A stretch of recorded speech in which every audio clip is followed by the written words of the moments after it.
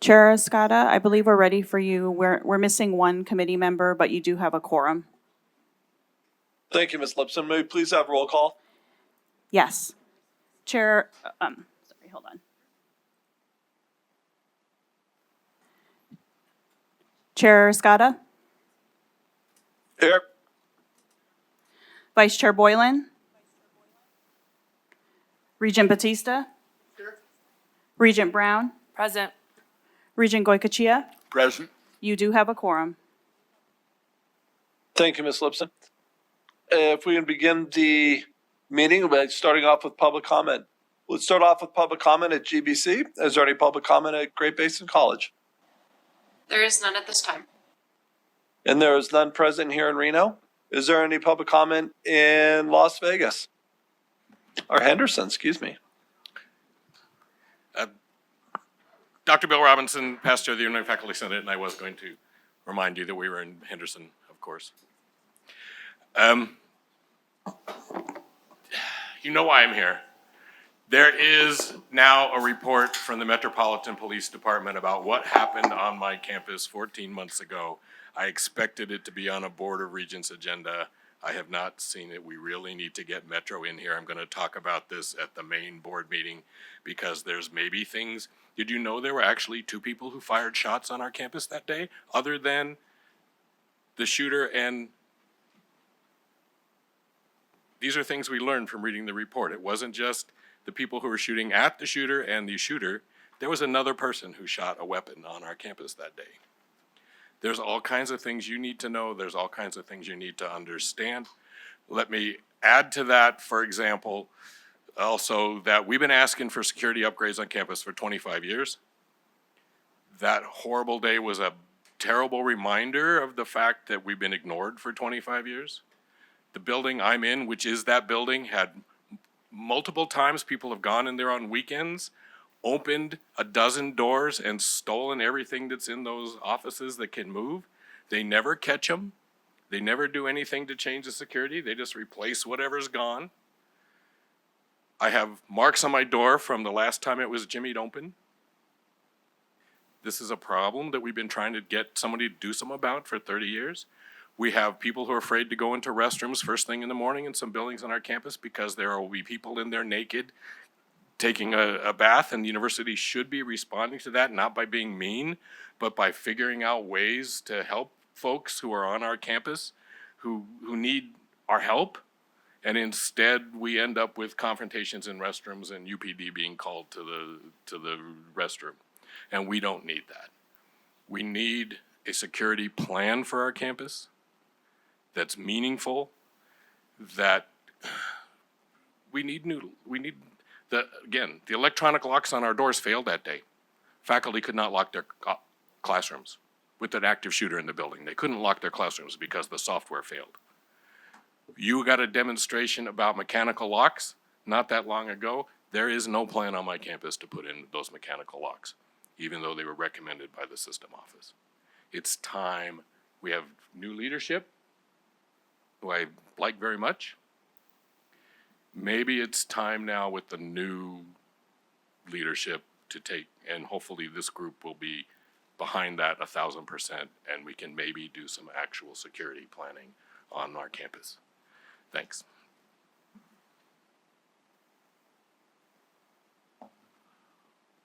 Good morning. I'm Doug Unger, D-O-U-G, U-N-G-E-R, professor at UNLV and also the chapter president of the Nevada Faculty Alliance there. I'd like to thank this committee for paying attention to campus safety and security in a way that hadn't been done in the past and making it a priority, and I hope that it should be a priority. I'm here to try to urge some urgency with addressing the campus safety and security issue, but I'm also here to ask the Regents for some help. My main task for the Nevada Faculty Alliance this legislative session is to ask our legislators for safety funding for the Nevada system of higher education. We have to get our point across that the governor's recommended $11 million without base funding is not enough to cover the needs of our system. I've found that legislators are extremely receptive to my requests for them to honor safety funding requests for this upcoming budget in a way they may not be receptive to a lot of other NSHE requests. But we need some help, and I'm hoping you regents can phone the people you know, advocate for campus safety and security, because I think that should be a primary concern. Professor Robinson is right. Our campus does not feel secure. We don't have doors that lock from the inside. We don't feel like there's any overriding plan for training. I served on the ad hoc committee for safety and security that the chancellor impaneled, and I also have been working with the American Federation of Teachers nationally on preventing gun violence, presented to the White House Office for Gun Violence Prevention last October, and I've learned a lot. I think we can get a good, reasonable plan in place, we can get the funding in place, and we can begin to make some real changes on our campus that'll make all of us feel safe. I think that should be the #1 priority of our budget requests for this legislative session. Thank you for your help. Please do all you can to help with getting that message to our policymakers and our legislators. Thank you. Thank you. Next up. Good morning. My name is Dr. Deborah Arteaga, Deborah-Arteaga. I am Chair of the UNLV Faculty Senate and Professor of Linguistics. The morning of December 6th, 2023, I was teaching a beginning Spanish class reviewing for our final. Most of my students were freshmen, 18 or 19. In the middle of the class, even though it wasn't allowed, my students started reading their text messages. These said that there was an active shooter. We were told to run, hide, or fight. I decided that we needed to hide. We did not have a panic button or emergency phone. We could not lock the classrooms from the inside.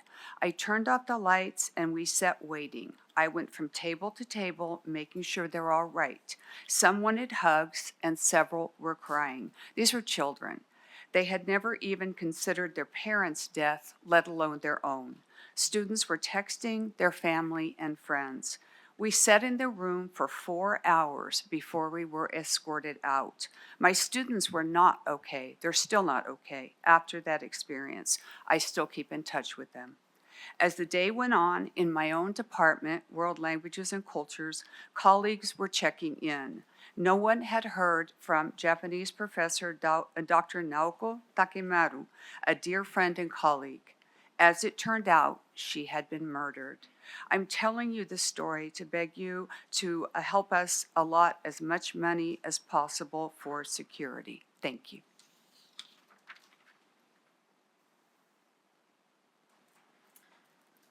Good morning, Teresa Marie for the record, UNLV GPSA Student Body President. And I wanted to also talk about December 6th and something that came up as a graduate and professional student.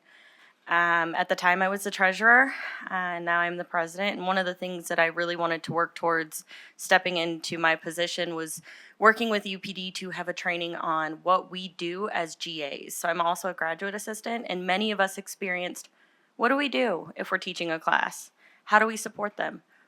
We didn't have any training on that. And I reached out to UPD and I worked with them and they gave us a training. But I also recently sat in on a meeting in regard to our response. And one of the things that was brought up in discussing how our faculty, how our teaching assistants supposed to respond and support their students is people don't think about that role. They think about run, hide, fight. But if you have 30 18-year-olds in a room, I'm not going to look at my students and go, good luck, and run. Because we did have faculty that did that on our campus, who left students in a panic to fend for themselves. And I had GAs who said they would never do that to their students and they wanted training. So I think that's also something we need to look at system-wide. How do we train our faculty and our teaching assistants and our graduate students how to address these situations when they are in a position of authority and taking into their own hands other students' lives when they're making those decisions? Thank you.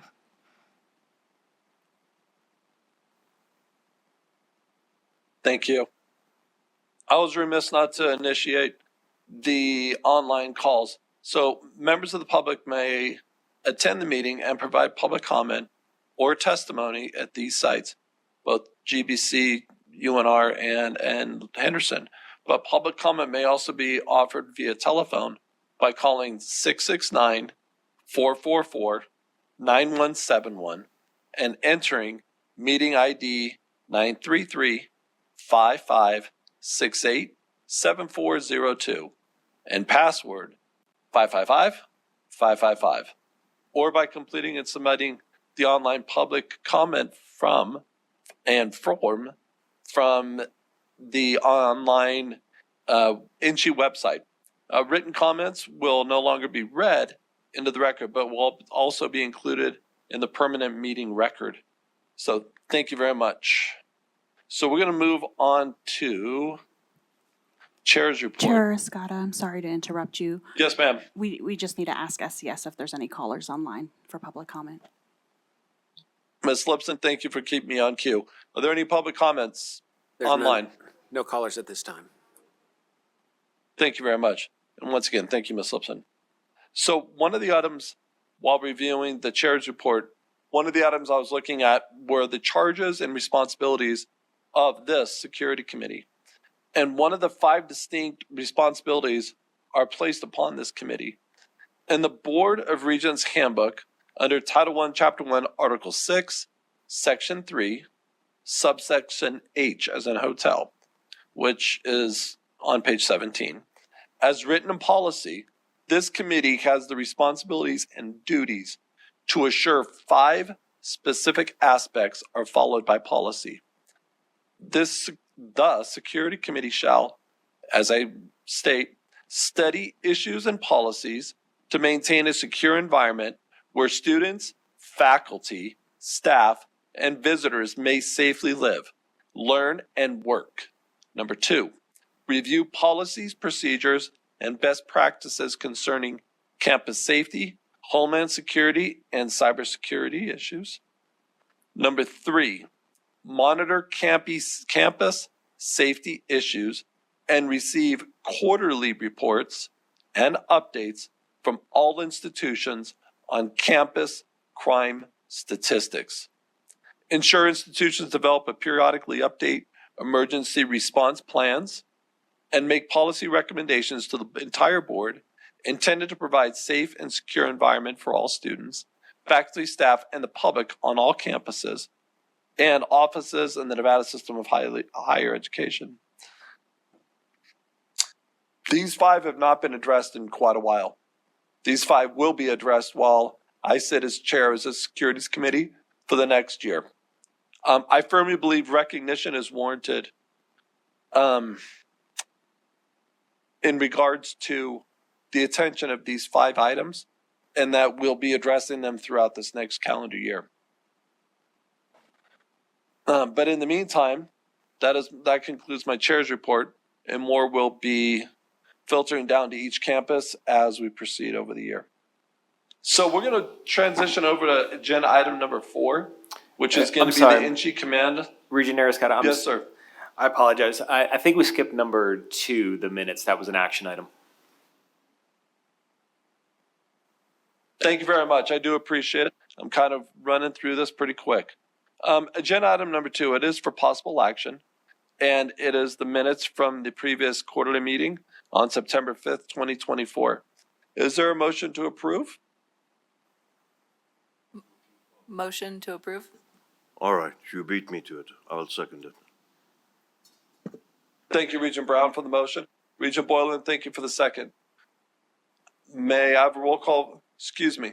All in favor, signify by saying aye. Aye. Aye. Aye. All opposed? Motion carries. Thank you, Mr. Nielsen, for keeping me on cue. We're going to transition over to number 4, agenda item number 4, which is the NSHE Southern Command report from Arnold Vasquez, who is the Director of University Police Services Southern Command, who's going to present the Southern Command's 2024 annual activity report. Officer Vasquez.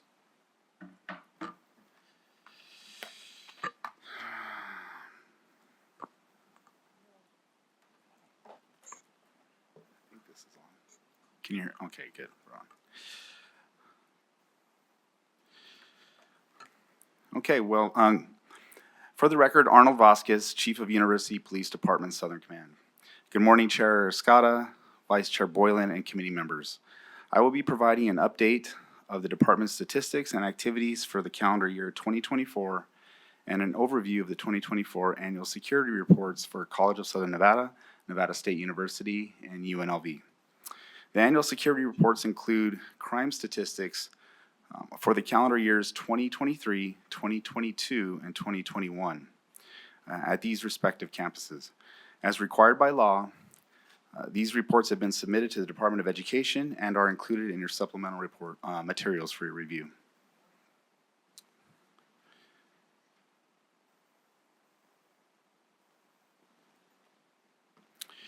As a general overview of activity for the 2024 calendar year, the department generated over 43,000 computer-aided dispatch events. These include any and all officer activity. Of the total activity, officers initiated over 37,000 of the events, which we have notated here as officer-initiated activity. Officer-initiated activity includes traffic stops, self-initiated field contacts, building checks, foot patrols, bike patrols, community outreach, administrative tasks, etc.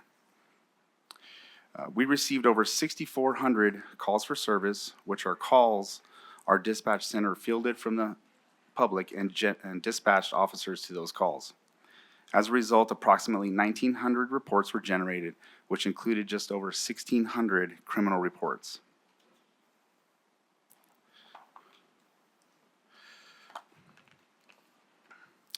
This slide illustrates the comparison of activity from the 2023 and 2024 calendar years. The department increased officer-initiated activity, as I mentioned, as the year progressed, which accounted for approximately an 11% increase year over year.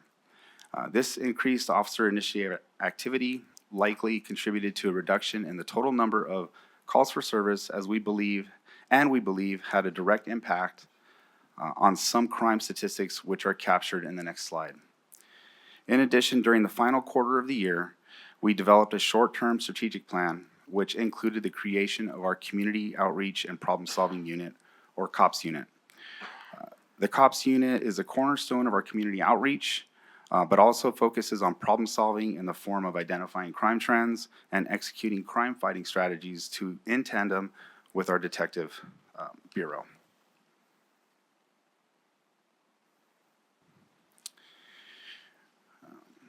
From 2023 to 2024, the department continued to see general volatility in several areas of note. As you can see, we saw an increase in fraud cases, which was primarily related to online student aid fraudulent activity. The increase in vandalism, as noted here, has been assigned to our COPS unit to work in tandem with our detective bureau, as I mentioned, to identify a crime-fighting strategy to address those. From year to year, we saw an increase that nearly doubled in vandalism activity, and so we are putting resources directly toward that. Theft remained the same at 267, but we have directed some efforts in that area as well. A lot of those thefts are primarily focused on scooter thefts and bicycle thefts on campuses, and we have deployed a few different strategies to try to address that. Some have yielded some information that has led us in the right direction, but we're still working on that piece.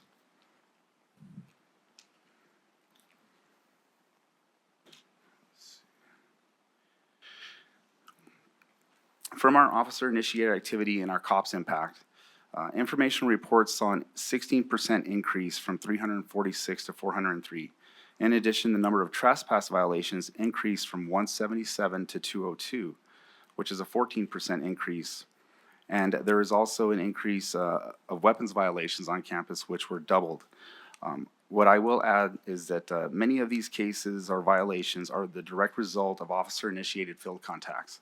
So the proactivity with the officers out in the field, being involved and engaged in the community, being visible and making those proactive contacts generally yields these type of crime statistics that we see. So the intent here is, in other words, with more productivity coupled with the implementation of our newly formed COPS unit, We expect to see initially a spike in these statistical areas. However, the increased officer presence, community engagement, and crime fighting strategies, the expectation to see these drop over time.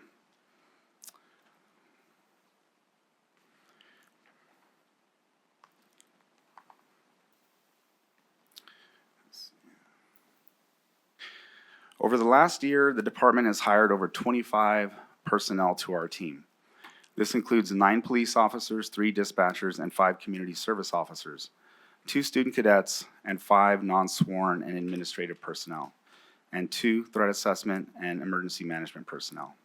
I'm happy to report that we have moved forward with 2 additional newly created positions, a grant coordinator and property and evidence technician. This leaves us with only 2 vacancies on the non-sworn side, an IT tech position and a dispatcher.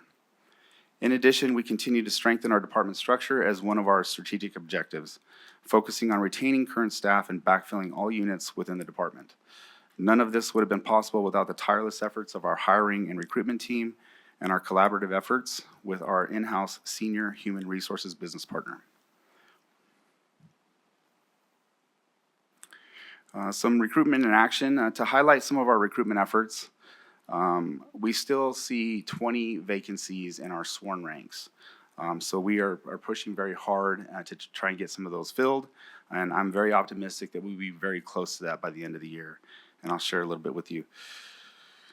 The department has participated in 9 career fairs over 2024. As I mentioned, we're hopeful that our recruitment efforts, including leveraging the approved critical labor shortage designation, which I brought to you for approval in January of this year, yields and fills some of those gaps. I currently expect to be able to extend 2 offers of employment in the next week and an additional 5 closely behind that as their backgrounds have been completed and they have been forwarded to me for review.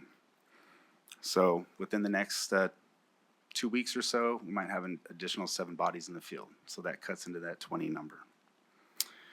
In addition, we remain committed to the 30 by 30 pledge. The 30 by 30 pledge is an initiative to promote women in law enforcement with a goal of reaching 30% of a department's police recruits by the year 2030. Currently, 15% of our 45 total sworn positions are female and represented at all ranks within our department.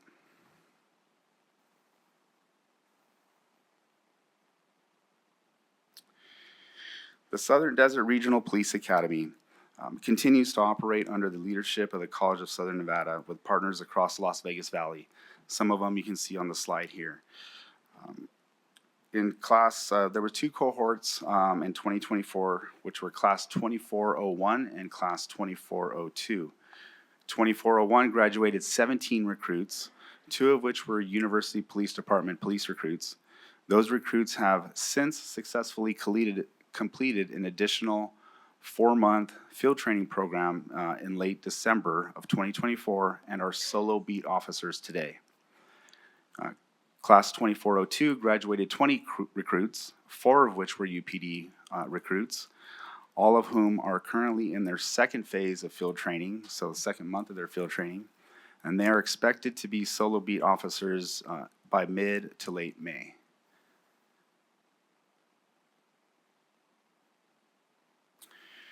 Our community engagement. In 2024, the University Police Department actively participated in 116 community events, fostering stronger relationships with students, faculty, and staff. Engagement initiatives included career days, take your kid to work day, early outreach, day camps, career fairs, and student escorts, providing mentorship and support to students of all ages. Officers took part in resource tabling events and campus-wide activities, including holiday celebrations, student life, sports tournaments, and campus safety presentations. Strengthening connections through interactive programs such as Donuts with Dogs, Donuts with a Cop. I guess there's a theme there. Coffee with a Cop. Who doesn't love donuts? Coffee with a Cop and podcasts. We've also encouraged that open dialogue and community trust. We've also participated in homecoming weeks, commencement ceremonies, summits, and much, much more to really ensure that visibility and build that community trust within our campuses.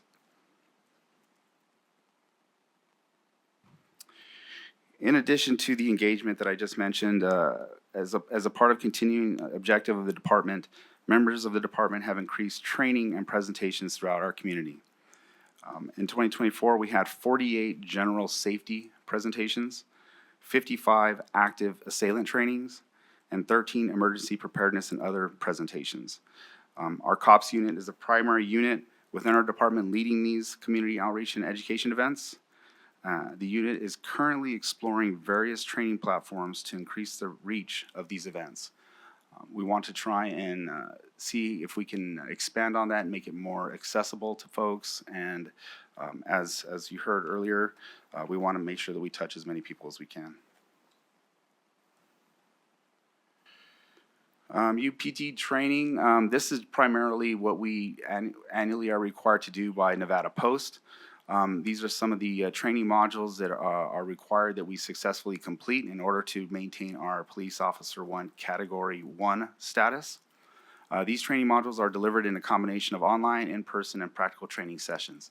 The one that I would like to highlight there is our MACTAC training. I think I brought this up at a previous presentation, but MACTAC is multi-assault, counterterrorism, and action capabilities. And what that is essentially a team that can respond at a moment's notice to a critical incident, not just within our department, but collaborate and line up with other department entities throughout the valley to address that critical incident in an expedited fashion. We have built out and expanded our training cadre so we can actually continue more trainings on a regular basis within our department. So the hope is that we accomplish that within this year. As a part of our strategic plan, I wanted to highlight continued development of our workforce. There were 3 important areas that I'd like to highlight. One of them was mobile field force training with other local law enforcement partners. This was really on the forefront of our minds as we approach the election season with protests and the level of activity that we saw in and around our campuses. So we wanted to make sure that we had a mobile field force that aligned with other agencies to be able to address crowd control issues or civil unrest. Human resources staff development plan. What we have with this is we've established one-on-one meetings with each individual member of the department, with the chief and our HR department, to identify individual and professional goals. And as I mentioned, this is not just for sworn staff, this is for all staff at the department. The intent is to design a professional development training module, promote a strong succession plan within the organization.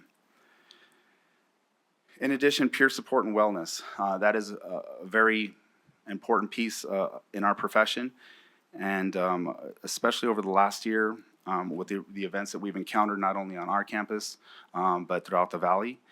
And most recently, our peer support and wellness team has been built out to include one of our comfort dogs, Finn, and we recently supported one of our lost colleagues from North Las Vegas Police Department and received a tremendous amount of thanks for that. The department continues to work on several grant awards, including the Joining Forces program. The Joining Forces program is a Office of Traffic Safety grant, which brings all regional local law enforcement partners together, working to eliminate impaired driving, improve pedestrian safety, and things of that nature. UPD participated in 12 events, 3 of which were focused on traffic safety within our jurisdictional areas.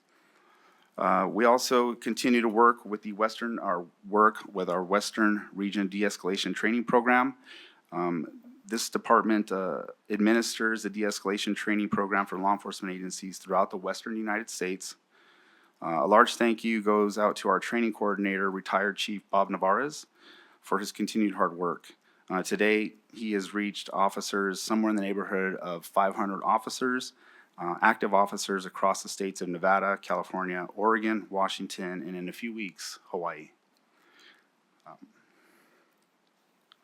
One area that I'd like to bring up on that is that de-escalation training is primarily focused on law enforcement or sworn. We recently collaborated with Chief Navarez to build out a civilian module.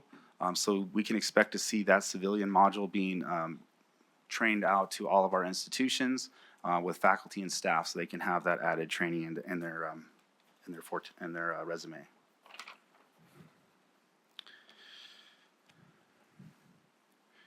And the last one I'd like to mention here, and I know I'm running long on time here, Targeted Violence and Terrorism Prevention Grant Program. This is a grant that was received through NSHE, and there's ongoing work to protect students, faculty, staff, and visitors. This came as a part of the Chancellor's Ad Hoc Committee on Public Safety, and that grant supports increased awareness and strengthening of institutional behavioral threat management teams. I know that many throughout NSHE are working on this. Thank you to all of them, including Dr. Louise Hardy from our Threat Assessment and Emergency Management team, and Amanda Wins from UNR Emergency Management.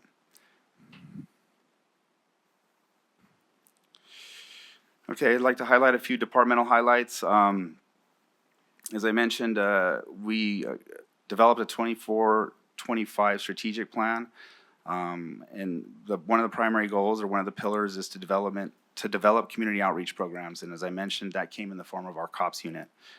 The second goal or objective was to increase our hiring, recruit, and continue to retain our officers and our staff that we currently have. Goal 3 was staff development and succession planning. And so some of the things that I mentioned already today have kind of lined up with that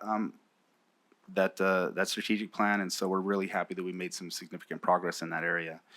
One thing I want to mention too is in November of 2024, we had a recognition ceremony, and I'd just like to mention to the committee that Medals of Honor and Valor were amongst the highest awards presented for acts of bravery and heroism during the tragic events on December 6th of 2023.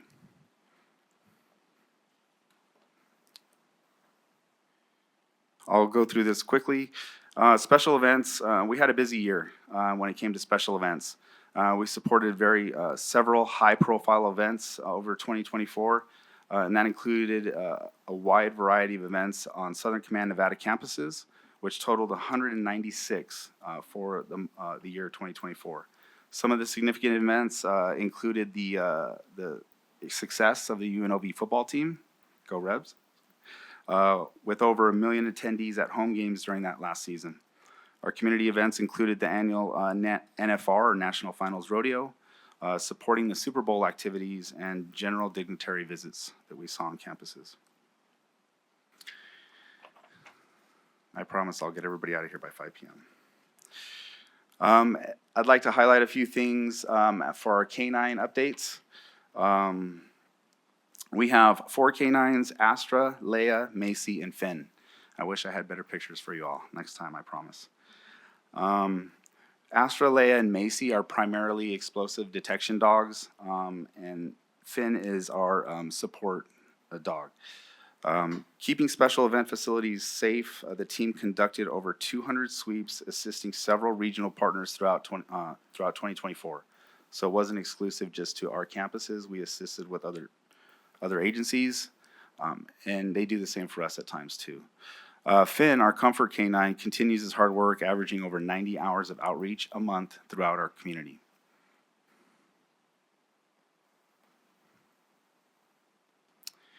And with that, that brings me to our Cleary Annual Security Report.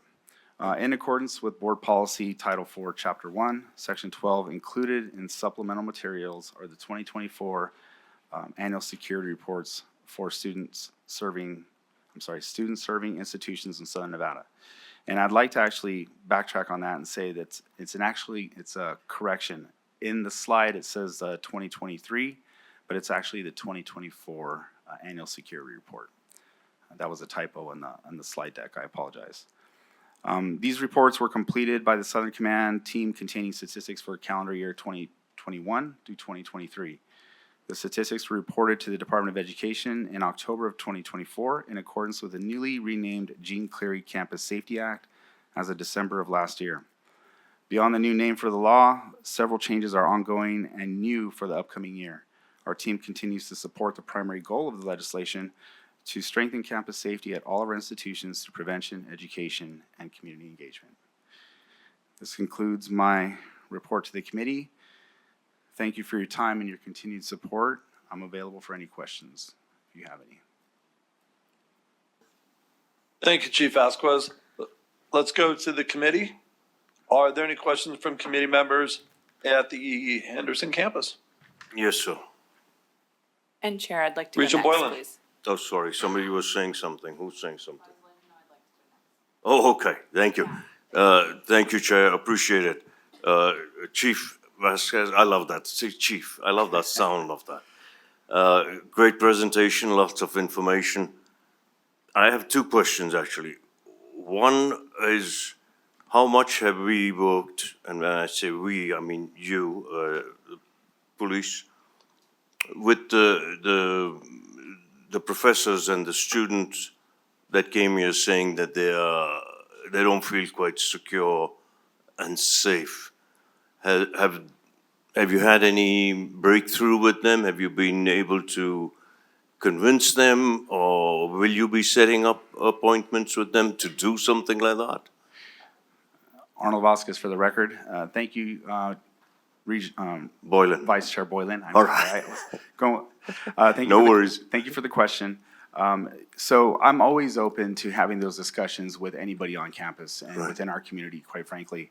In relation to the sense of feeling safe or the issues that they have seen on campus, what I've mentioned here is that we are looking to really be much more proactive in terms of that engagement and training and providing just different tools for not only students but staff on campus and how they can react in this type of event. I'll tell you that I was also received the Las Vegas Metropolitan Police Department report, and there's a few things in there that I noticed that actually staff did extremely well. And I think that this was just not anything that might have been trained or they might have seen in a slide deck. This was something that they just reacted to. And in my opinion, they acted in a very brave and heroic way. So to answer your question, yes, we are still very much pursuing many more ways to train and engage in that conversation and continue to work with the institutions on safety measures in that fashion. Yeah, no, I'm sure you are, but maybe it's just a suggestion I can make your chair to the professors who came forward and the student, that they reach out and have a meeting with the chief and his people. That might help a lot. It always helps if you go walk in somebody else's shoes, meet with them, or if you reach out to them specifically, especially Dr. Robinson. And you know Dr. Robinson, is he still here? My bald brother right there. You might even have been a professor of mine. I was an older student. I just remembered you from 40 years ago. But anyway, it's something that, you might do is personally reach out and say, come here, let's have a cup of coffee. And we'll get the chancellor to pay for that because, she's the chancellor. But I think it would be a good idea to help them feel a wee bit more comfy. Now, my second thing is, I wanted to talk about terrorism and such and what we're doing, but that we can talk some other time. Have we, and I may have missed it, because I see this young man, and did we honor him openly at a meeting? Did we give him a commendation? You may have given him a medal, I hope, for bravery and honor. Was he at any one of our meetings that I missed? And he's right there, he's feeling really embarrassed, but I had to do it. I love that guy. But did we do anything for him? Arnold Vasquez, for the record. Yes, Regent Boylan, we actually did have an awards and recognition ceremony where we publicly recognized him and Detective Damon Yes. Garcia. Yes, And yes. him being Nathaniel Drama detective who ended that tragic event that day for us. Yep. They were the 2 Medal of Honor recipients. There were an additional 8 Medal of Valor medals that were issued as well for Okay. various acts within that particular event. But it was at a board meeting, et cetera, right? Was it? Because I would like to see that in a main board meeting, such bravery, such above and beyond kind of stuff. We commend them for that. Regent Boylan, this is Regent Brown. We actually did that in December of the year it happened. So two Two Decembers years ago, ago. we Yeah. did it at the very next meeting, Yeah. and it's been acknowledged. And we said something last December at the 1 year anniversary. So yes, we in our meetings we have, yes. Outstanding. Thank you so much. But I think it's such a great thing. We should do it more often so that our police and our students who might, and staff, faculty who might stand up. Because what I just heard from one student here that there were certain I think those guys or gals should be fired, whether they're competent or not. But if they were scared and they didn't stand by the students, that is disgraceful. I think that needs to be investigated. I don't know who would do that, but we don't need people like that who worry about themselves and not our students. Now, I did want to talk about a few other things, but we have less time, and we'll talk again. But I'm so glad because I'm going to salute to that guy again. Hat off to you, young man. Every time I see him, I get happy. I'm like, you should be my son. But, you know, what do you do? I can only have so many sons. Thank you, Chief. Thank you, Chair. Appreciate it, sir. Thank you. Thank you, Regent Boyle. Before I call on Regent Brown, I want to say thank you for providing the clarification. You beat me to the microphone.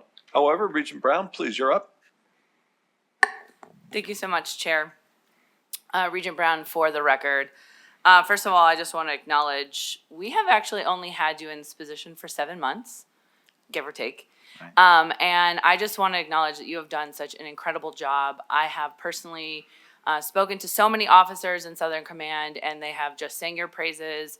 The culture is something that they really want to highlight, and so I think that's important for us to talk about. We talk a lot about your presence on campus and how that's felt, and that can only translate if the culture is right and if there's people within the department that feel that support. So I think it's important to acknowledge that.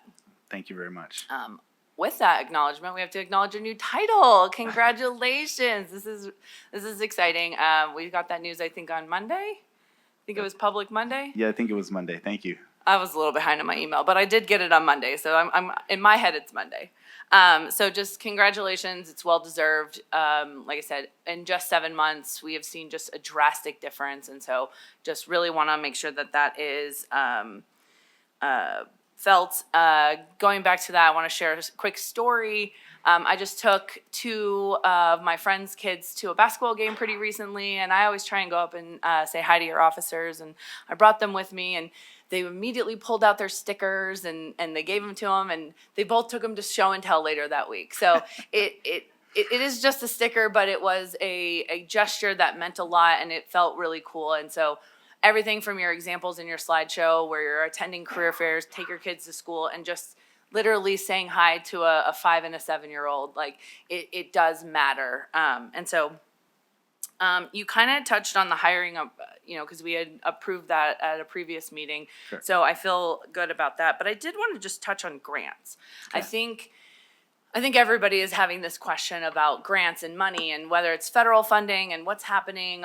Is there any type of disruption? Do we need to worry about that? So I was curious if you could, I know you said one of the grants came from NSHE, but what are the other ways that you guys find grants, look for grants, and then do we have any, are you worried about any of the pending grants? Understood. Arnold Vasquez, for the record, thank you, Regent Brown, for that question. So yes, the grants is a complicated project, if you will. So that was the reason why since I've stepped into this role, I realized that we needed to have somebody that we can have fully dedicated to grant management, grant writing, and coordination.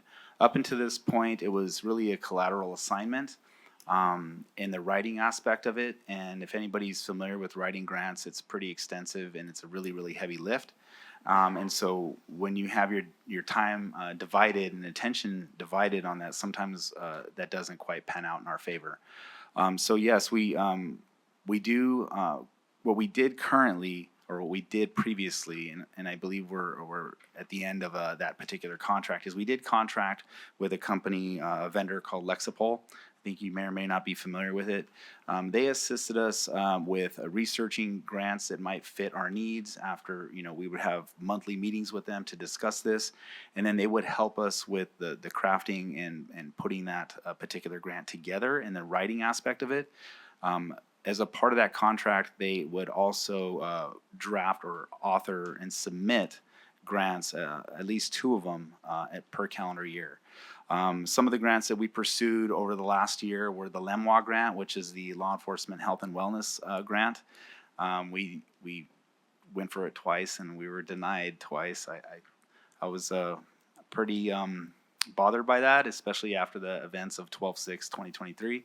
I thought that we'd have a really good shot at that. But in terms of the grant piece of it, we have identified that position, which I think we need to dedicate some solid resources to. And in addition, we currently have a few different grants. As I mentioned, ones here. We also have other equipment or asset-based grants, much more easier to manage. But you know, at this point, I don't have any concerns or issues as related to that. I just see that we're going to be exploring many more of them in the future.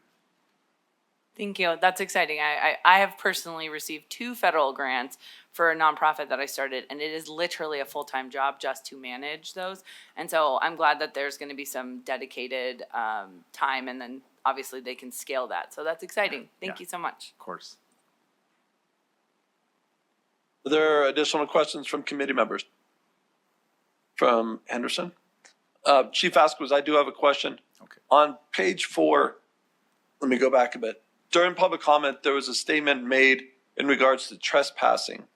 And on page 4 of the crime statistics, when I look down at trespassing, that it has inched up a little bit, regardless if it's gone up or down. There has been trespassing on campus. What sort of pathway are you doing to limit or prevent or slow down the amount of foot on traffic going through our campuses? Thank you, Chair Eriscata. Arnold Vasquez for the record. That's a great question, and that is exactly the reason why we implemented and created this COPS unit. My hope and my vision for that team is to look at these problems and take a deeper dive in how we're going to solve them. What I noticed early on was a tremendous high level of recidivism on those particular crimes. So in essence, the same offenders were offending over and over and over, and there was nothing behind that to address that problem at a deeper level. So what this team has already begun to engage in is discussions with the institutions in relation to possible policy changes, some signage that will help us to get those convictions in court. They have also been collaborating with the district attorney's office to determine if there's holes or gaps in our investigation and or requirements to solidify those convictions. And on the back end of those convictions for trespass, is there a way that we can actually create a footprint that would, in essence, not allow them to be in a certain footprint within our institutions? So those are some conversations that we have begun to explore and some actions that we've already taken.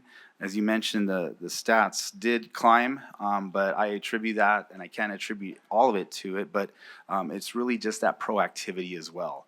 One of the things that I've made clear to my staff is that, you know, I don't want us to get in the habit of issuing a 3rd and a 4th warning. I want us to act. I want us to be able to send a message that this is not going to be tolerated on our campus, on our campuses.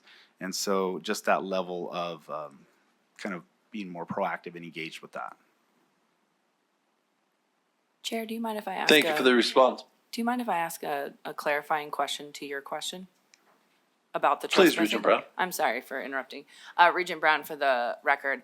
Chair Eriscata, you mentioned that you were referencing the public comment today about the bathrooms, but can I get a clarification? Because I don't think, and that's not to diminish the people not feeling safe and early morning access to these things, but somebody using a public restroom, that's not considered trespassing, right? These trespassing incidents is a different thing. They're not actually the same. That's correct. Yes, Arnold Vasquez for the record. Yes, that's correct. It's a very interesting, nuanced piece that we have to work through on an open campus, a public campus.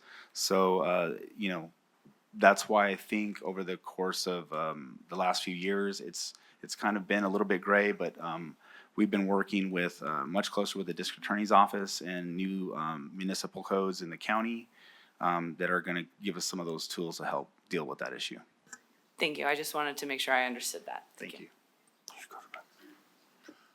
Mr. Chair. Thank you, Chief Vasquez. Regent Goykachev. Yes.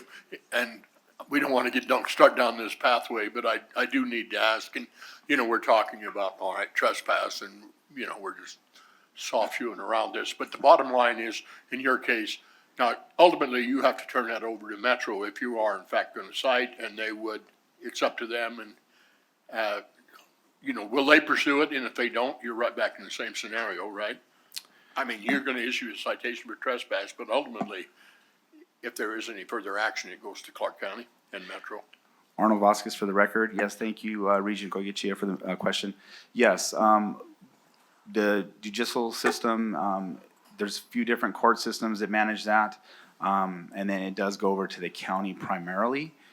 So yes, but I think the key really is having that relationship and that understanding with the district attorney's office, and we have actually opened up some very positive lines of communication on that piece, because they too have also seen the impact of that particular issue on our campuses, and quite honestly, many of them have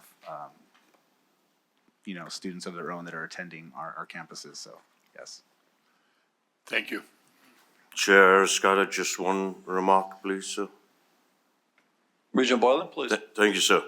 In defense of what the police are doing there, I'm sure you might not know this, but that area is a transient homeless camp, and I feel for people. But that whole area, and especially the Las Vegas library, just one block east of us at UNLV, is just a huge, unbelievable camp there. So trying to stop something, or even, we can lessen it, I'm sure, but it'll just keep going on. And this is in defense of what Chief and his people do. It's just unbelievable, that area. Thank you, Chair. Thank you, Regent Boylan. Chief Vasquez, well done. Appreciate your time. Thank you very much. Let's move over to agenda number 5, which is going to be the Northern Command. Chief Eric James from Northern Command will present on Northern Command's 2024 Annual Activity Report. And Chief James, and there he is. Chief James, please, mic is yours. Good morning. Let me get set up here, I apologize. My name is Eric James. I'm the University Police Chief of Northern Nevada. I'm here today to go over our updates for the year of 2024. I assume this is my clicker for today. That did not work. Okay. There we go. So before I get started, I think I'd be remiss if I didn't at least inform you all of where Northern Nevada is on some of those safety issues, because that necessarily isn't in there. So I just want to let you know, University of Nevada, Reno, we did a $1.3 million video camera upgrade that finished about 6 months ago, that retrofitted all of our cameras. We have 144 classrooms with active shooter locks on them. They are not digital locks, they are mechanical locks. And then we also have the blue phone cameras all over, or the blue phone lights. And then any new building that's being built has perimeter security and cameras that automatically go into it. Over at TMCC, we worked with our grant writer, Haneen, who is amazing. She got us a grant for TMCC to get external locks all throughout the Red Mountain building. And I know that Mike Pearl and his team are working hard to get active shooter locks for all their classrooms as well. WNC, we got a grant for them. We put new external locks on all their exterior as well as some of their interior. And then they just put up all their a couple of those blue phone poles as well. And GBC is currently, we're working to get a grant for them to do the exact same thing out there as well. And so we're trying to get everyone to the same place as the best that we can. And a lot of it is using grant money, which is amazing for us to use. So that being said, oh, and DRI, I haven't forgot about DRI. Dr. Amanda Wins just got her team ordered and got a whole bunch of new medical kits. I have 2 of them in my car, so I need to get with Dr. Achari and make sure we get those into, because I don't want to take them back to Reno, because I drove.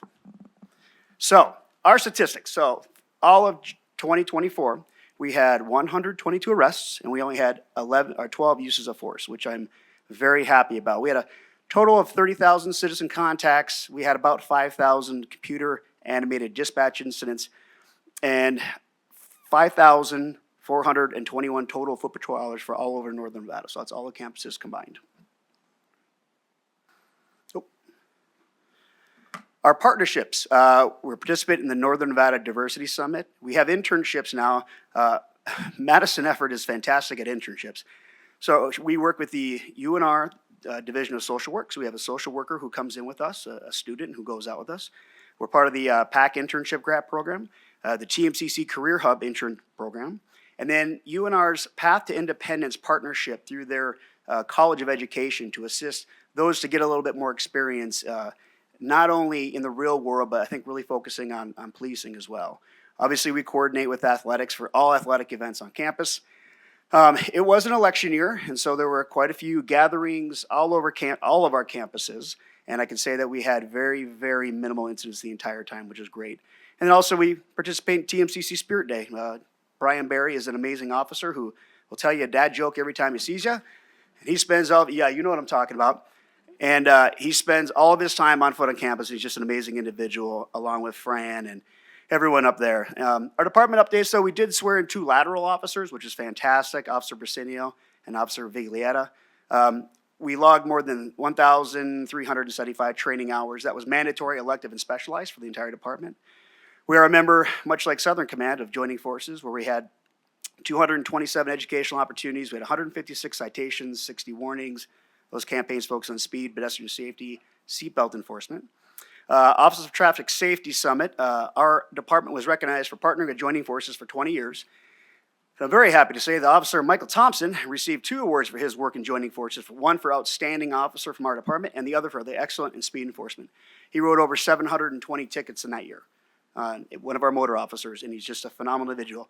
Matter of fact, he also won the 2024 Sergeant George Sullivan Employee of the Year Award, which I was very happy to see. He's an amazing individual who does a lot for us. Our front office staff of Janine, Angela, and Tara successfully completed the FBI fingerprint audit, which is no small task. It is a very daunting undertaking, and they did a great job.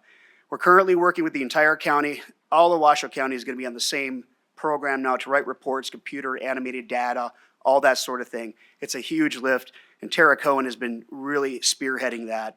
And it's supposed to be rolled out September 7th, and you all know how rolling out things go. So September 7th of this year may turn into December, may turn into February. We've got to wait and see. I am happy to announce that Officer Pinion is our lead drone operator. We have 4 pilots, 4 observers. We have FAA approval. We have 2 drones. One very high speed, one a little bit lower speed, but we carry those in our cars to use only on active calls for service. So if anyone thinks we're flying in around looking at people, it's not. It's only for active calls for service. We also working with the Ridge Department out in Tennessee, the DOA personnel, radiation detectors. So a number of our officers at even different locations carry radiation detectors on them in case there's a spike in radiation, especially at the university, knowing that we have an irradiator there on campus. And then our 2024 JAG UNR non-lethal taser program. Once again, Haneen, she got us 13 new tasers. That doesn't even go into the body cameras and everything else that she's gotten for us over the years through our grant writing program. Our human exploitation and recovery team, that's Detective Seifert. I'm just going to kind of hit the high-level highlights. Victims contacted, 325. If I had 80 personnel to work on this full-time, they would remain busy 24/7, 365. That is how pervasive it is. Victims disclosures, 427, and they recovered 26. Operations, they had recovered 17 adults, 1 child. They had some lead to felony arrests. They had misdemeanor arrests, felony arrests. They've been asked to speak at a number of different areas. They assisted Kansas City with a 2-night operation, multiple arrests. 1 recovered adult went missing as a juvenile, so that individual was recovered after years of being a juvenile. And then 1, we got a conviction of 8.5 years to life. And without getting into too much detail, we also had 1 we picked up last week that there was an agency that was in process of hiring them. They will not be doing that anymore. So that's the good work that she does, well, the whole team does. Victim Services, this is Dayla Gibson. As you can see, there's Aspen. She came down to Southern Command and met with Southern Command just to say hi. She had 54 incidents. Cases involving NSHE was 40. We do a lot of outside jurisdictional work as well because they are our students. Whether they live on campus or not doesn't matter. We have 10 ongoing. I'm sure that's low. Actually, it's probably more than that. Our major crime, though, for her to deal with is stalking. That is the one thing, because you can stalk anyone, anytime, anywhere with some sort of cellular device. Crisis interventions, she had 12 contacts, all non-criminal, focused on suicide, concerns about others, and then crisis check-ins. And so she is very active in the community. Our outreach initiatives, we had 127 trainings for Northern Nevada. Overwhelming majority of those are all workplace violence, active shooter presentations. But some of the organizations we did was the Girl Scouts of America, Milan Institute, the UNR FSL, Volunteers of America, Res Life. We continue to do our women's self-defense classes, Coffee with a Cop at multiple occasions, safety sessions every month at WNC, where Madison goes down and teaches. The 2-day active assailant training, that was with our fire department and law enforcement personnel, and TMCC was gracious enough to loan us a building so we could do a 3-day large-scale exercise, which was just an amazing event for everyone to get together and work together. We received the Community Partner of the Year through the Donor Network. And our sergeants, Sergeant Stewart and Sergeant Olson, taught 17 community basic motorcycle rider classes. This means they travel to Elko, they travel to Winnemucca, they travel up, they travel down, they travel everywhere to put these on. You show up, it's a 2-day class, they put you through the rigors on a little 250, and then you get a motorcycle license at the end. And so they have been really active out there doing that. And it's a phenomenal class because we're putting one on for our department. I'm gonna have to do 2 because it was so popular, and my son's gonna go through, so I trust him with my son. And then our Bigs with Badges partnership, we continue to have mentors for those who need help within the community. I have my little, his name's Vinny, he's 8 years old. He's an amazing young man. He just needs some direction. We spend 3 to 4 hours every week together, and he's a handful, but he's a good kid, and I love him. And then I sit on the board of the directors as well for Big Brothers Big Sisters. Organizational highlights. This is Dr. Amanda Wins. She had an official title change to University Organizational Resilience Northern Command to better reflect it. I'm sure some of you read about and or saw the Davis fire. They were absolutely instrumental in helping with that. The communication between TMCC and UNR and ensuring that they knew their campuses, their satellite campuses down there would have the ability to either open or close. It worked flawlessly. We would like to give a big shout out though to Bo Kindred and Jason Doomfree from the main station for their outstanding service and support of the federal incident. We probably could not have set up operations without them. What did that mean? That means that we had to escort a humongous piece of agriculture, a tractor, to a large field, plow the entire field down to allow federal assets to come in, as you can see in that bottom picture.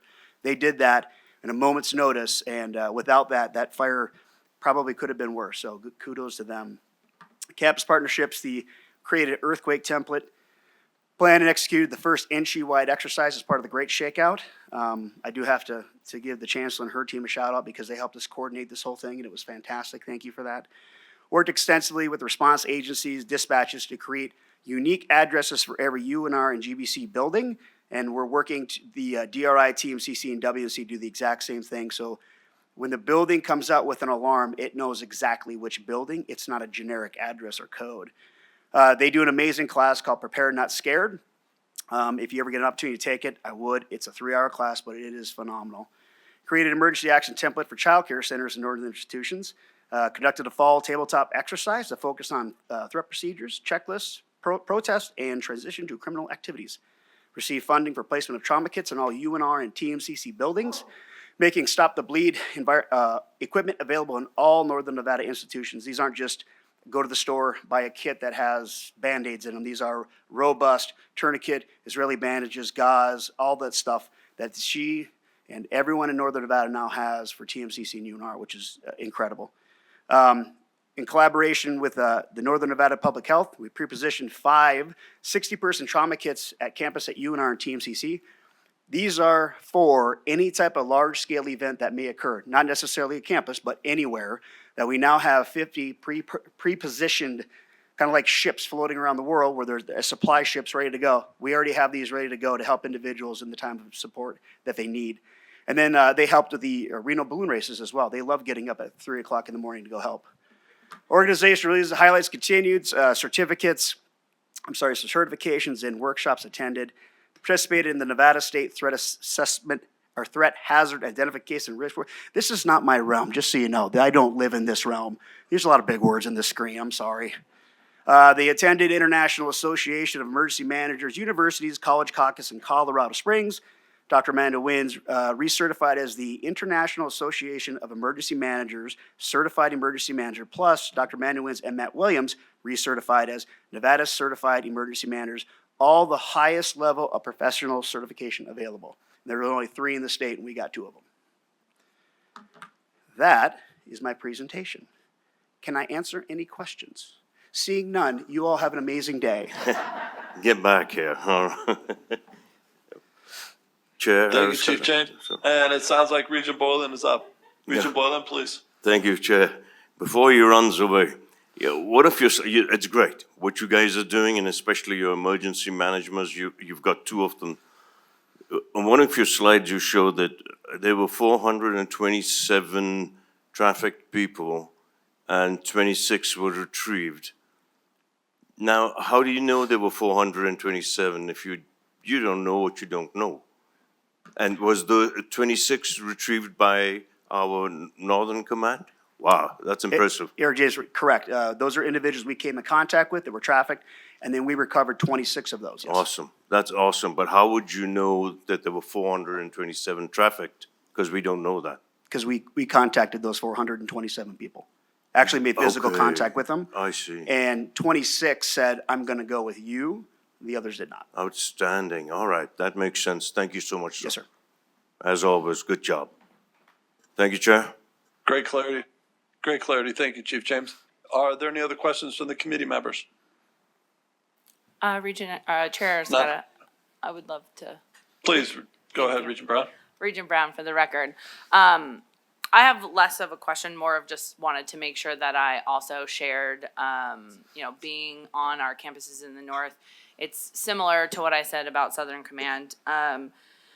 Your presence is definitely a positive influence on campus. That you have a great culture. I had an opportunity to meet so many of your officers, and just everyone feels a sense of camaraderie and really one band, one sound, really out there for the community. I love what you gave me a pin, and even just your patches, you're here as a community resource. And so I've really enjoyed your presentations over the last 2 years of me being a regent about how it is community forward, right? You guys are there, you are making sure that you're interacting. You're not just there on the bad days, you're there on the good days. And so I think it's important that you've created a culture that has also kind of emanated that throughout your command, and I wanted to highlight that.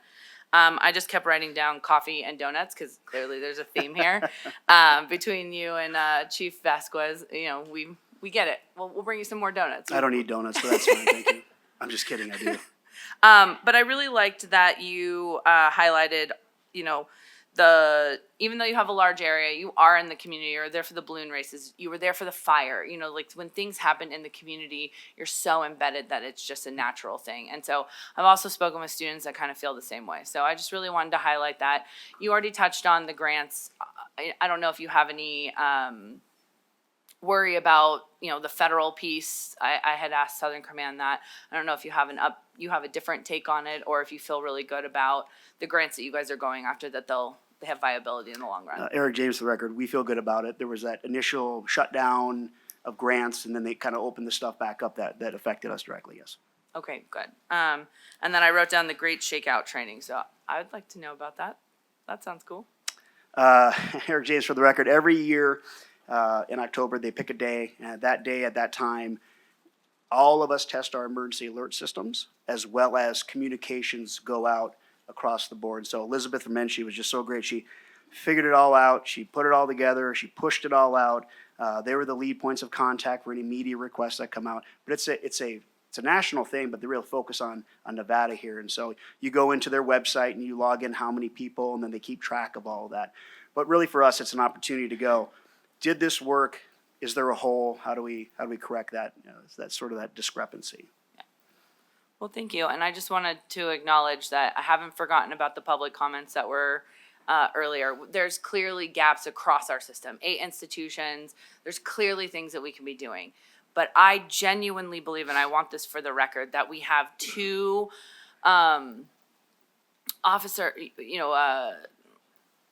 chiefs, thank you. We have two chiefs that are really, you guys are really making a difference in all of the ways that you've acknowledged and you're sharing with us.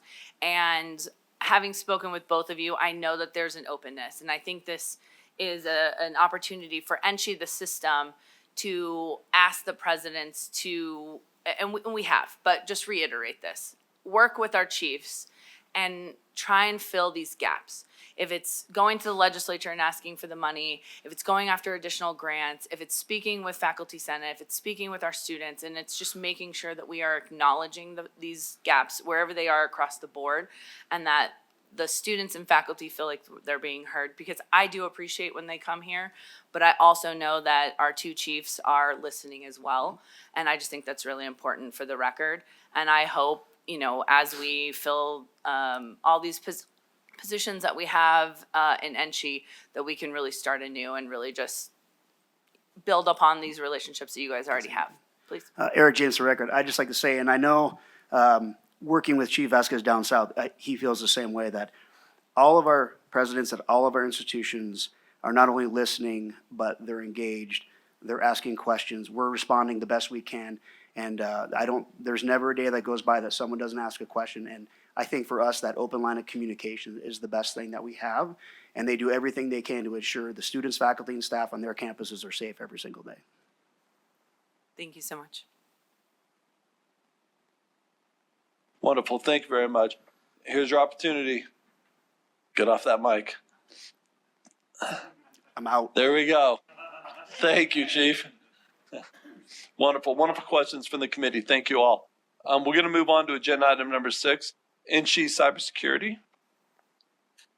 And NSHE cybersecurity today is by Thomas Dobert, of Chief Information Security Officer for SCS, System Computer Services.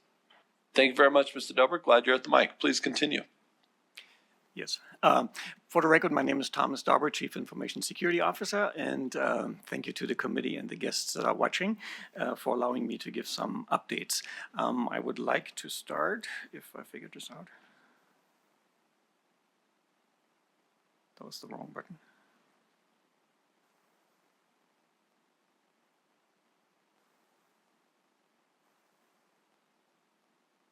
It's not moving forward.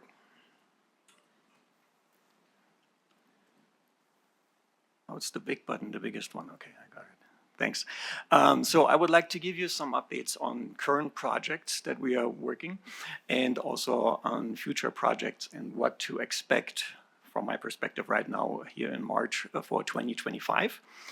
And let me start with the National Institute for Science and Technology Cybersecurity Framework. In 2016 or 17, NSHE adopted the NIST framework, and every 2 years all the institutions are getting together and we are evaluating our what's called the current profile and the future profile. Obviously the future profile is where we want to be, and this year is the year where we are putting this working group together again, and we will start our work in June, and that helps us to be ready for audits, for cyber liability insurance and things like that, and it also shows us where we are standing as far as our security posture goes. I mentioned multi-factor authentication and SMS messages last time already, and we are in the process of phasing out SMS because it is just not a safe environment anymore.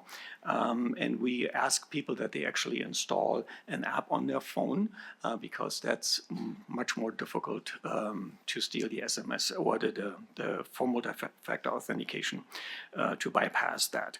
And I do want to give kudos to UNLV because UNLV already moved completely away from SMS and has put all their faculty, staff, and students on the app, and I can only imagine what it takes to convince faculty and staff to put an app on their personal cell phone for work.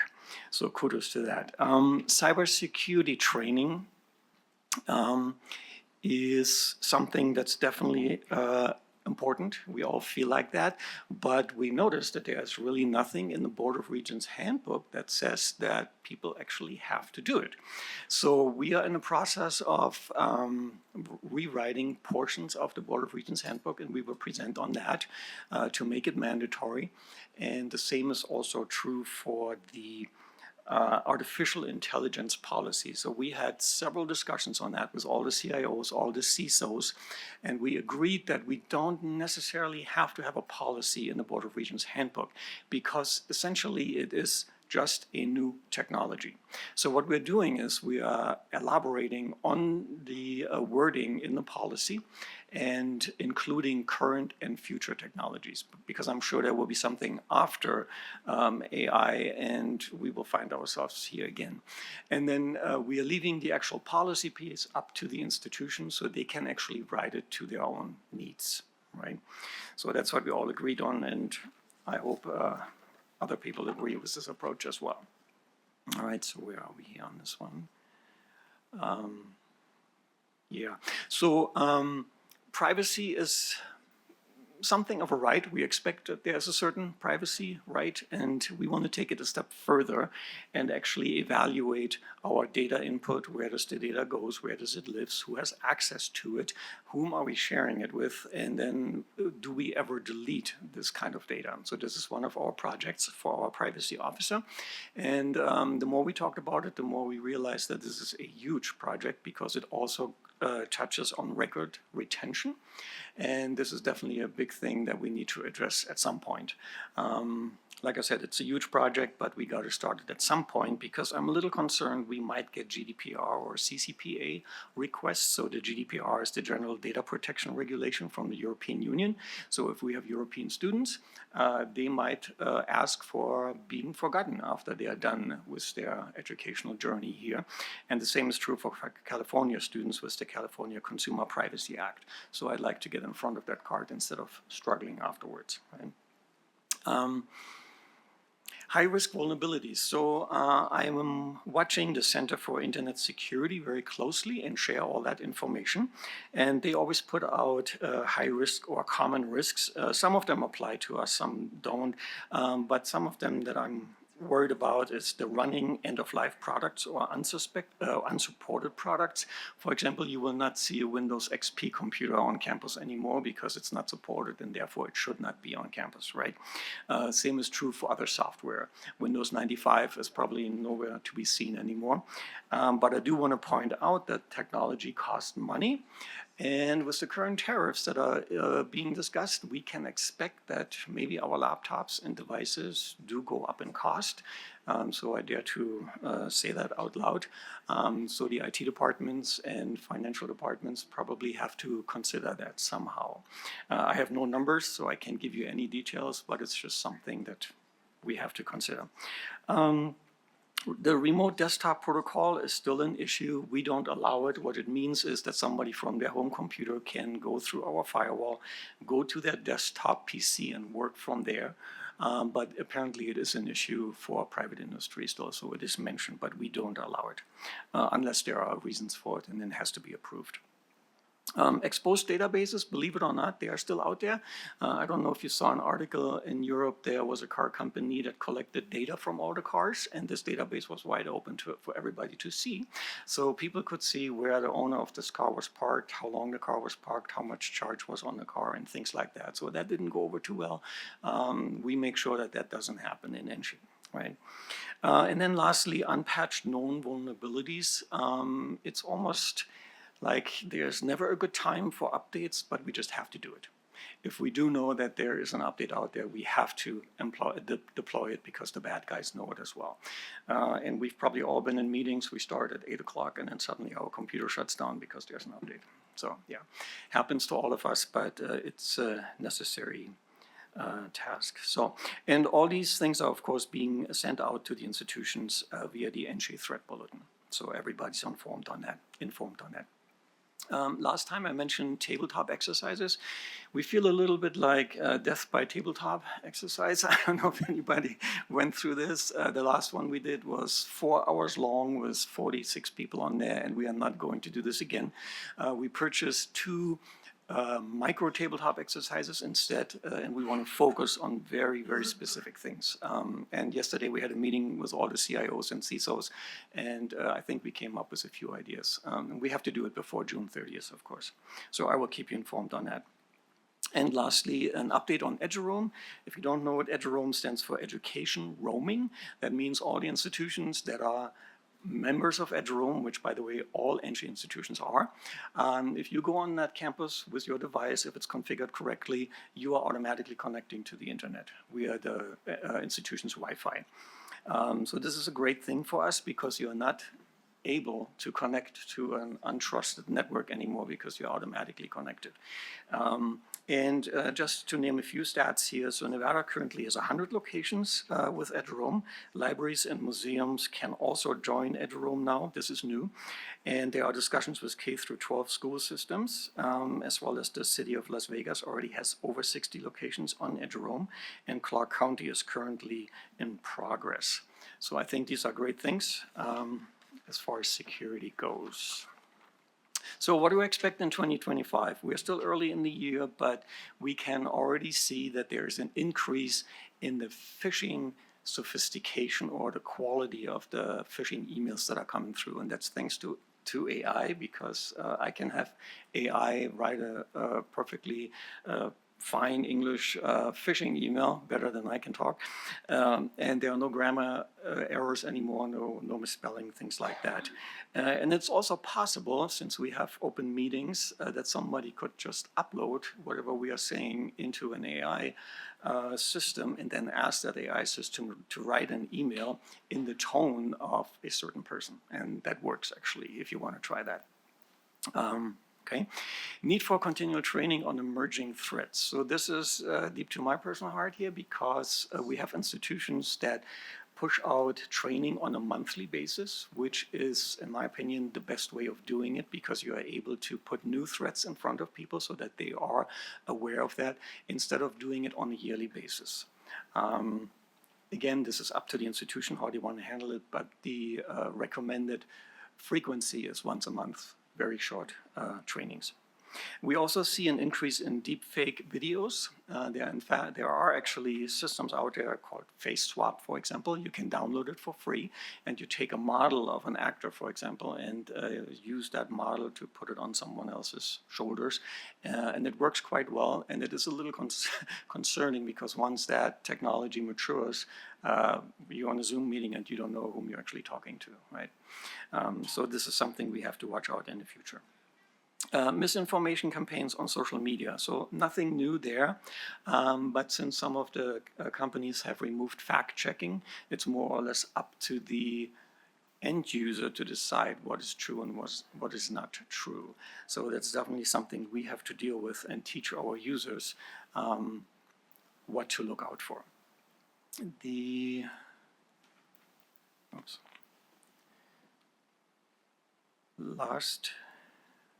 Somehow there's a slide missing, but it doesn't matter. The last thing I want to mention is the Cybersecurity and Infrastructure Security Agency. So this is a federal agency that works on behalf of the state and local governments, and they are looking at network infrastructure, security, and then they share their findings with us. And I follow them very closely, and we had a meeting on the 25th of February, and unfortunately they had to say that their funding for election verification was completely cut, so there will be no verification anymore in the future, and they hope that there will be no future cuts because that would actually reduce their services and redundancies. But so far they are positive and optimistic that they can provide or continue providing those kind of services. So personally, I hope that cooler heads will prevail in the long run, but we shall see. So that's actually all I have. So are there any questions?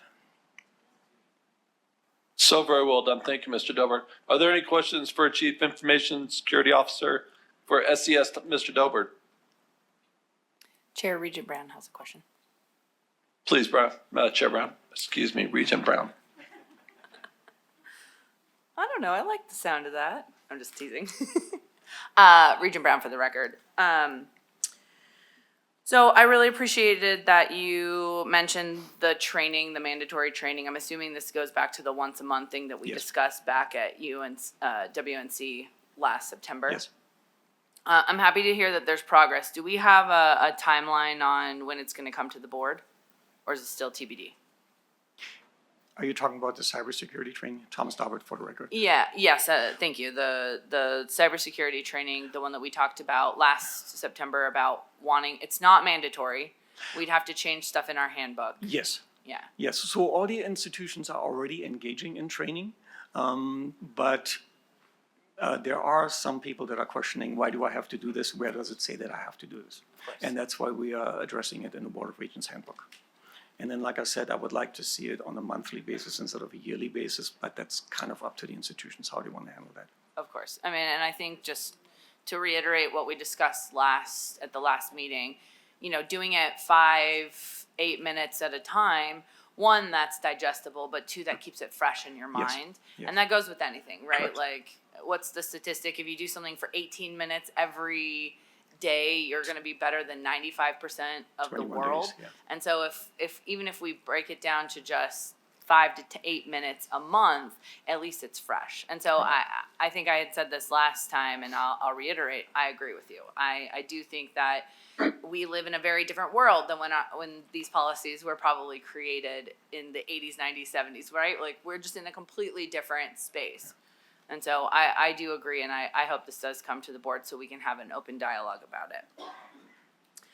I wanted to acknowledge, because just last month and the month before, when Ann came up and spoke to us about the AI note takers, now I've just been very vigilant about it when I'm on work calls, NSHE calls, and I'm triple checking that I know who that person is. And so just wanted to reiterate that for this, that AI note takers are also something that to be looking out for when you are in an NSHE meeting and stuff, whether on campus, between campuses.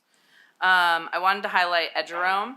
So I'm currently running a pilot program for SES with Eduroam on all my stuff. So everywhere I go, whether I'm in the Thomas and Mack Center, and yes, sometimes I do bring my laptop to a basketball game. It's just inevitable, it has to happen. But I connect right to the internet. I've been overseas and in a train station with Eduroam, and it just connected right to it. So this is really valuable. I'm happy to see that this is expanding across Clark County. I think this is a value add for everyone involved in the higher ed system, students, faculty, regents. And I think this is just an easy way to offer seamless internet for our folks that's secure, right? All right, yes. Thomas Daubert, for the record, so I'm happy to pass that on to the people that actually make it happen behind the scenes. So thank you for that. Yeah. And then I wanted just to highlight again to bring back to what we discussed when WNC hosted us last fall. I was currently in Paris through a fake video voicemail that I had left someone. So for the record, they created a fake voicemail with my permission about I was in Paris, stranded, and just needed all my NSHE family to help me. And it sounded just like me, and I'm sure you're seeing, it was just to kind of highlight that these things are happening. For the record, I also offered to go to Paris to make that a little bit more realistic. They denied me, but that's okay. Are we seeing more of these examples that the institutions are turning in, whether I know we get those text messages all the time about the toll roads and that's a scam, and then, I know we're getting emails, but are we getting like actual voice memos across our campuses? Yeah, Thomas Daubert, for the record, to my knowledge, we have not seen that yet. But what we are seeing increasingly is that people try to log into Workday to reroute the paycheck to a different bank account. So that's definitely something we have to watch out very closely for. Okay, well, that's super important to know. Thank you so much. Thank you, Chair Scotta.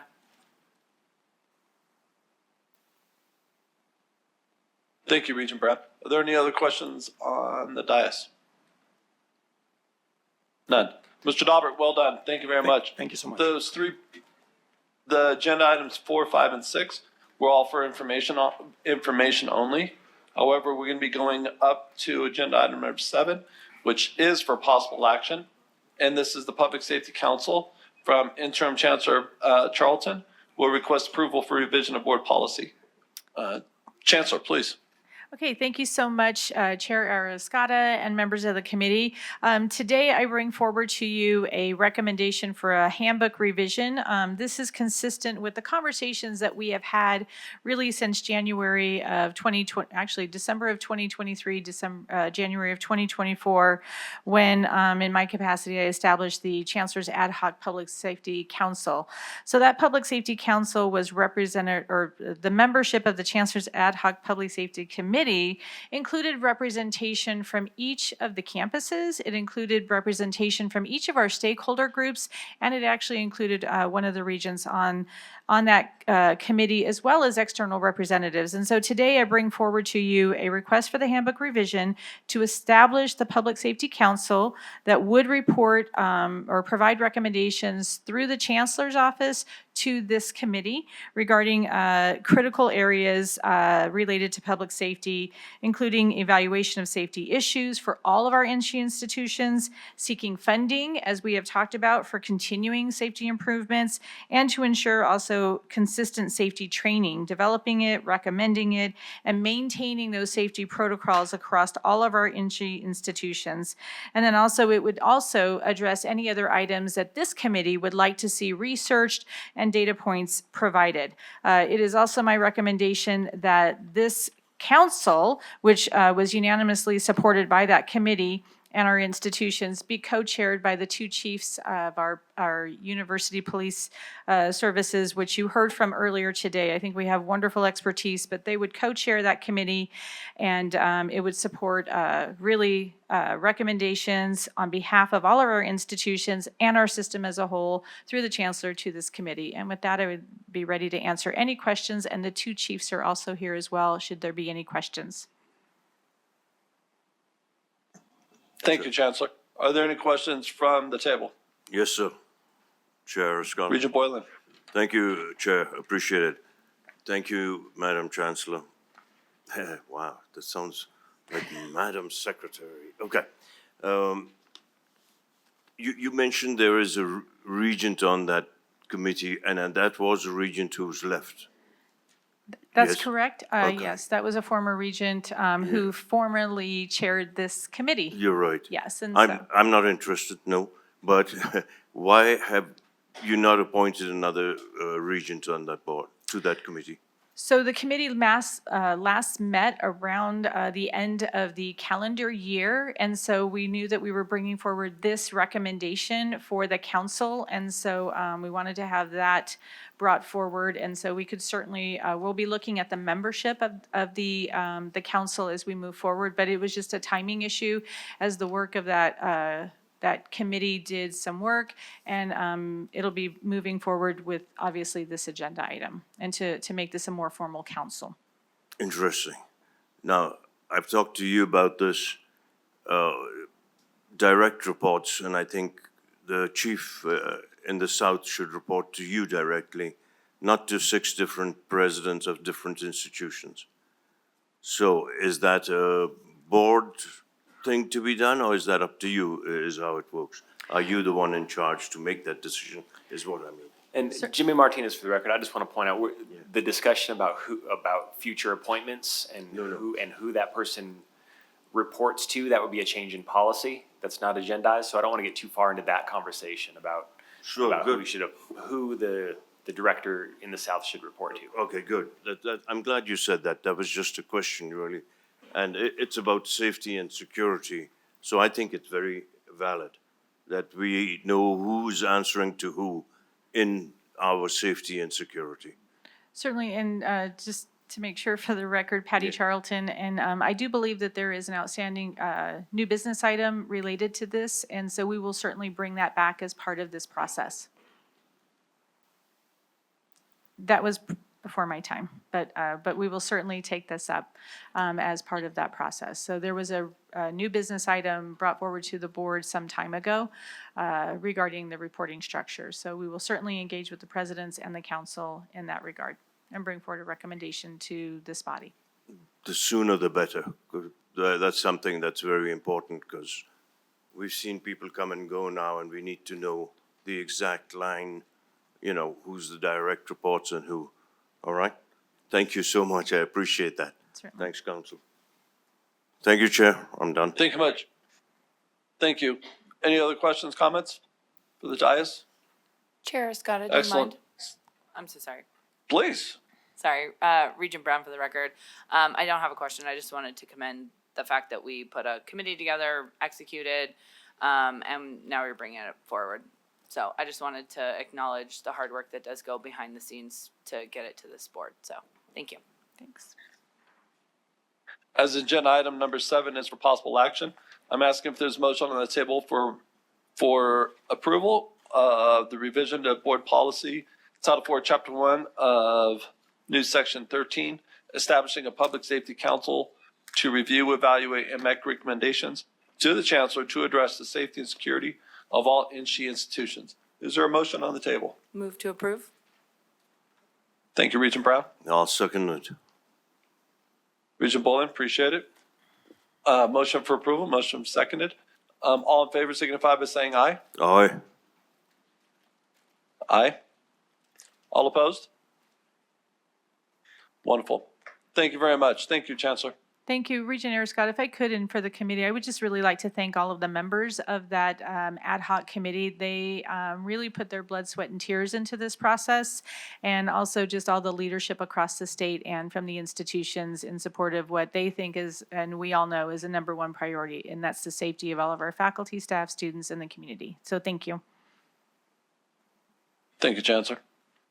We're going to transition over to agenda item number 8 for new business. Is there public comment from GBC? There is none at this time. We need to ask for new business Thank you. items. Chair Escada, you need to ask for new business items first, sorry.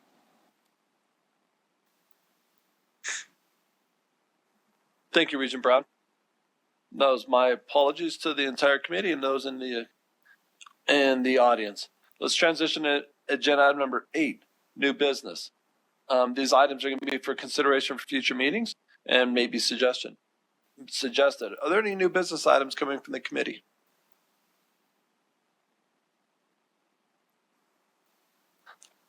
And I do have one. And this is, as I mentioned in my chair's report, to monitor campus safety issues and receive quarterly updates from all institutions on campus crime statistics, and look forward to those on a quarterly basis. Thank you, Regent Brown, for identifying the new business, which is necessary. Let's move over to agenda item number 9, public comment. Is there public comment from GBC? There is none at this time. Is there public comment from the System Administration Office here in Reno? None seen. Is there public comment from the Nevada State University? Hello, yeah. Doug Unger, professor at UNLV and chapter president, Nevada Faculty Alliance. I just want to thank this board for approving the Safety and Security Council. And I would like to thank Chancellor Charlton for putting it all together and for keeping us all going during what has been, a kind of difficult time with changes back and forth. And one thing I do want to say is the nature of bureaucracy is to move very slowly. And I hope, really, I was told early on in my faculty career that if you want to make a change in higher education, that it's going to take 2 years before it's implemented. We're now 15 months after December 6th. This council is long overdue, but I hope the board can put together some procedures where if there are urgent recommendations from this Safety and Security Council, that the board can act very quickly on them and not see delays in campus safety and security. But thank you all, and thank you for the Chancellor for her leadership on this. Thank you.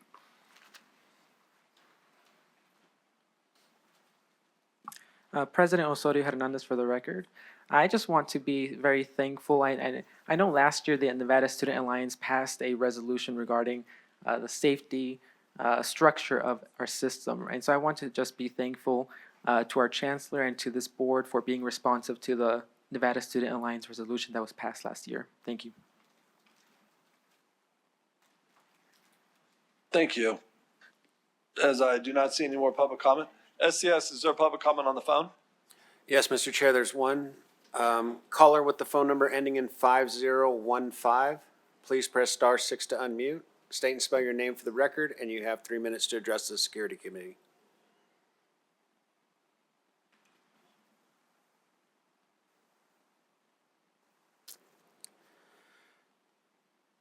They're not unmuting at this time. That's all we have, Mr. Chair. Thank you, SCS. As no other public comment is in recognition, this meeting is adjourned at 11:13. All adjourned.